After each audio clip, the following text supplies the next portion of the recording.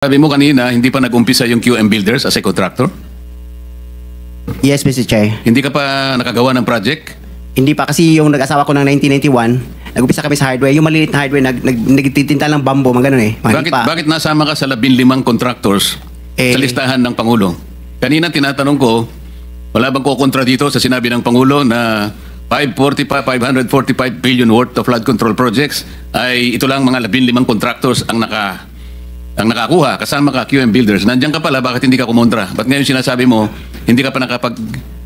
Pasensya na, Mr. Chair, kasi medyo nahiya ako. So sinasabi mo, mali ang Pangulo with respect to your company? Yung data is mali eh. Kasi ang totoo, yung 414 projects na nakuha sa QM, totoo lang ha, is only 86 projects, Mr. Chair. Teka muna, sabi mo hindi ka pa nakapag-umpisa eh. Ano yung sinasabi mong project? Ano ko lang siguro, bagitin ko lang. Noong 2003, nakalisensya na kami sa pickup, only category D. Hanggang noong 2024, naging quadruple A na tayo. Pero dumaan pa kami ng single A. Noong 2011, hanggang nag-triple A tayo ng 2017 hanggang naging quadruple A tayo ng 2024. Mr. Secretary, naiintindihan mo ba yung sinasabi niya? Sabi mo hindi ka pa nakapag-umpisa ng project. Paano ka naging quadruple A? Ano ko lang, Mr. Che, yung sinasabi kong 1992 is highway pa yon. Yung nakita niyo yung highway. Hindi natin pinag-uusapan yung hardware mo. Ang pinag-uusapan natin flood control projects. Tinatanong ka kanina, sabi mo hindi ka pa nagkapag-umpisa ng flood control projects. Paano ka nagkaroon ng lisensya? Paano ka naging quadruple A?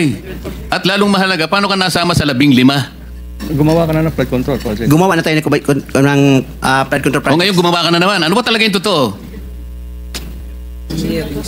Baka hindi ka makauwi sa araw na ito. Nagsisinungaling ka na naman eh.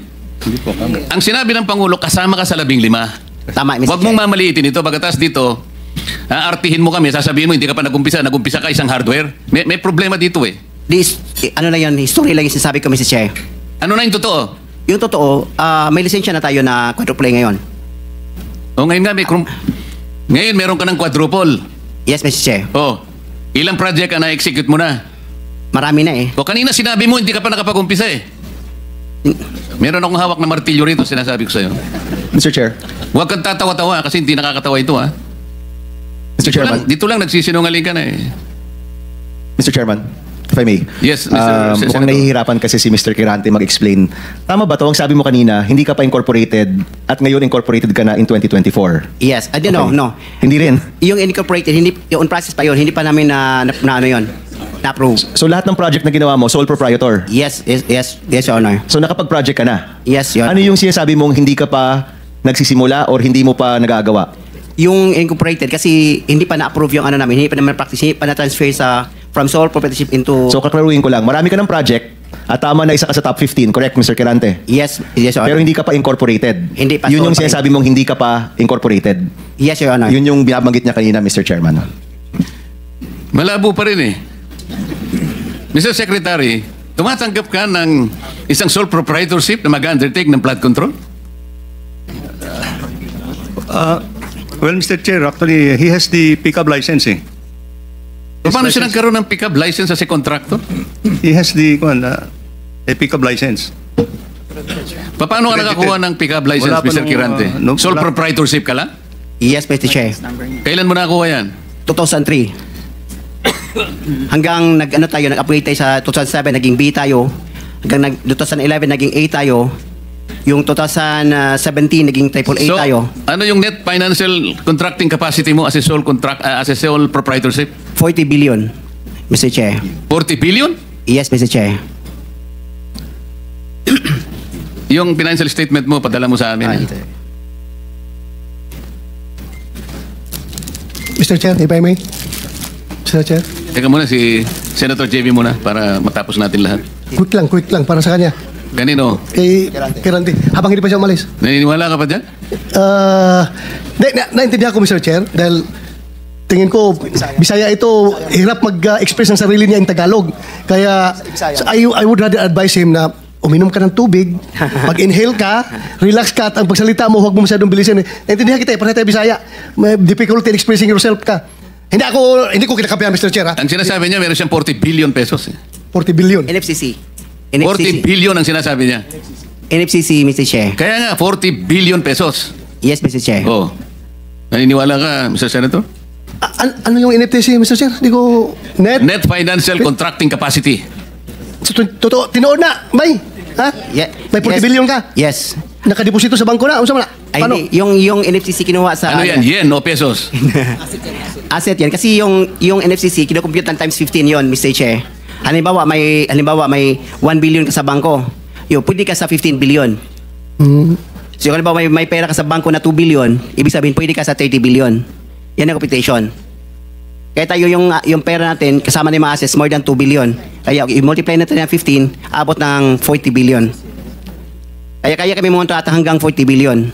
Mr. Chairman, Mr. Calante, ito tinitignan. Ano yung 2015 na QM Builders Incorporated? Ina-apply namin dyan sa SEC, Pero Your Honor. 2015 pa siya. Pero hindi pa namin tinatransfer Transfer to? to sole proprietorship into incorporated. Hindi, ito incorporated na ito eh. This is a corporation.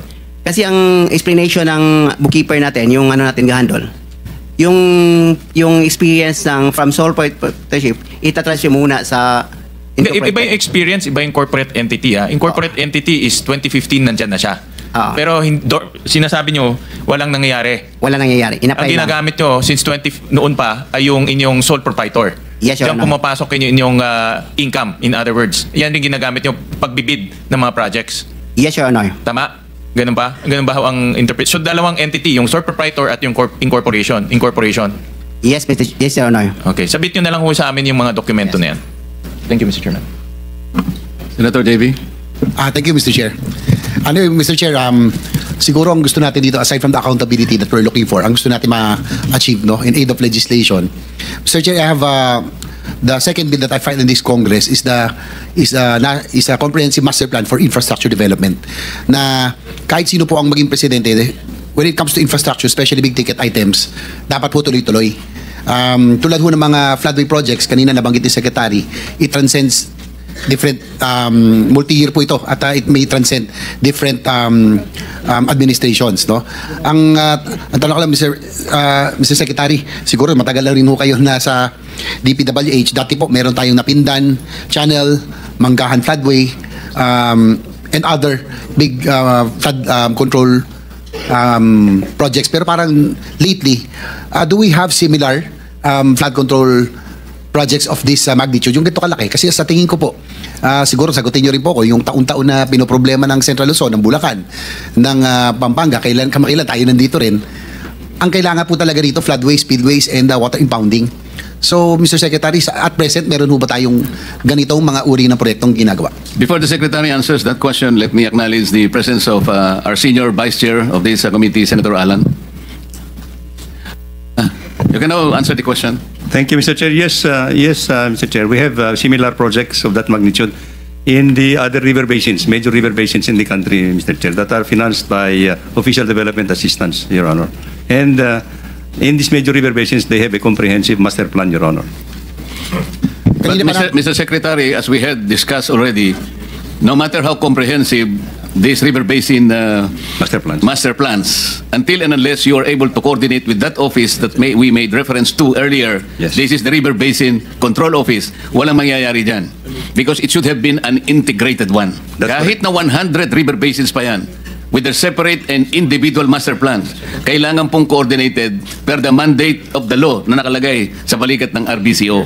So sa ngayon, wag po natin munang gawing parang sagot na makapagbibigay ng kapayapaan ng loob sa ating mga kababayan. Wala pa po tayong na-accomplish in relation to an integrated master plan that will answer the continuing problem of flood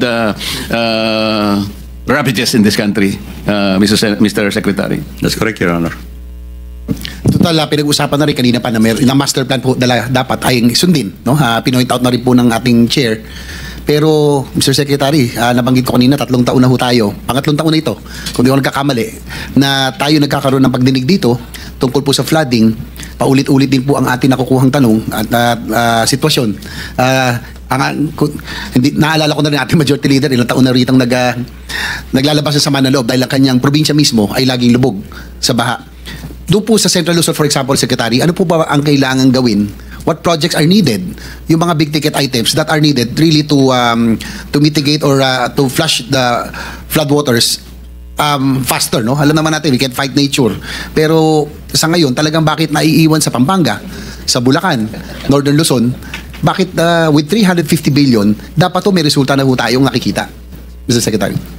Your Honor, for Central Luzon, we are now in the process of finalizing a big project. As we pointed out in previous meetings, this is actually yung Central Luzon Pampanga River Floodway Project, Your Honor. And we are now finalizing yung detailed engineering design. This is financed by the Asian Development Bank. Because this will involve actually the construction of a 60-kilometer floodway, which is, I think, about 400 meters wide, and a retarding basin in San Antonio Swamp. No? So this is now under detailed engineering design. And we expect that this project will be completed in 2026, and the civil works will be implemented by a separate loan agreement with the Asian Development Bank. You see, of this magnitude, Mr. Chair, this involves a lot of steps in the preparation of the entire project is estimated to cost almost about 150 billion pesos yata. So I think yung preparation of this kind of a magnitude wave project is very tedious, Your Honor. Pero Mr. Secretary, narinig na rin ho natin yan 3 years ago. I am glad kung talagang nagsimula na at kung 150 billion lang yan binabanggit nyo, kalahati lang ho yan ng taon-taong budget, kayang-kayang gawin kung talagang gagawin, no? Gugustuhin. Ang tanong ko lang po, kung yan po ay parte ng master plan, siguro yes or no lang ho, nasusunod ba talaga yung master plan ng ating sa kasalukuyan? Or is it that with the very large budget of the for flood control, hindi ko kaya, dahil po pinoint out kanina ng ating chairman, obviously dapat common sense dictates na dapat yung flood prone provinces nandun ang concentration ng flood control projects. Hindi ko kaya yung pong mga district offices would want a pie of that 350 billion a year master plan flood control projects. Kasi po sa nakikita ko, doon lang po sa may mismatch doon sa concentration ng flood control projects, iba-iba. Ang mangyayari po niyan, hindi ho talaga natin matutuloy yung mga malalaking proyekto na kailangan natin. Like you mentioned, natuwa po ako, narinig ko, may floodway na tayong 60 kilometers, spillways, water impounding, and ito mga pumping stations in strategic areas. Di ho ba ito dapat ang ating ginagawa para mawala ang tubig? Pero yung po mga district offices kaya hindi ba factor ito na kaya hindi ba tuloy-tuloy ito malalaking proyekto? Separate po kasi, Your Honor, Mr. Chairman, separate kasi yung pag-prepare ng mga Official Development Assistance Program in the 18 major river basins. So iba po ito. Now for the local, yung mga other projects, flood control projects, na on a district or legislative level, Mr. Chair, these are actually prioritized at that level. And however, ang kwan po natin dito, all these projects should have undergone some preparatory works actually na dumadaan po dito sa Provincial Development Council, dumadaan po sa Regional Development Council in order for them to prioritize all these projects, Your Honor. Yes, Mr. Secretary, sorry to cut you, pero sabi ko nga, aside from the accountability, gusto natin in aid of legislation, I'm pushing for the comprehensive master plan for infra development, that which would include flood mitigation projects. Yes. Na sana, pag national project, national in nature, hindi dapat pakikialaman ng district level. Kasi alam nyo, naging congressman B po ako noon. Nung panahon na yon, Mr. Chair, nasa kongreso, ang pwede lang namin pakialaman yung pong mga barangay roads, municipal roads, when it is classified as a national project, dati po hands off kami doon. Nagtataka lang ho ako ngayon, bakit pati ang national projects minsan ngayon, mukhang napapakialaman na. Mr. Secretary. Well, this is the reality of how the budget is being formulated at this point in time, Your Honor. I think we submitted to, as I said, as the entire budget is under the scrutiny of Congress, Your Honor, at the end of the day. So whatever will come out of in the law, in the General Appropriations Act, would be the projects that we implement, Your Honor. Well, I empathize with you, Mr. Secretary. Hindi lang naman ho kayo. Kaya ako kayo tinatanong because we would want to correct some mistakes of the past na nasa tama na tayo. Because of our political system, yung po mga infra projects natin, for example, railway, other big ticket items, hindi natutuloy kasi nga bawat presidente, bawat administrasyon may sariling programa. So itong flood control programs din, dapat dams, floodways, lahat po, long term po ito.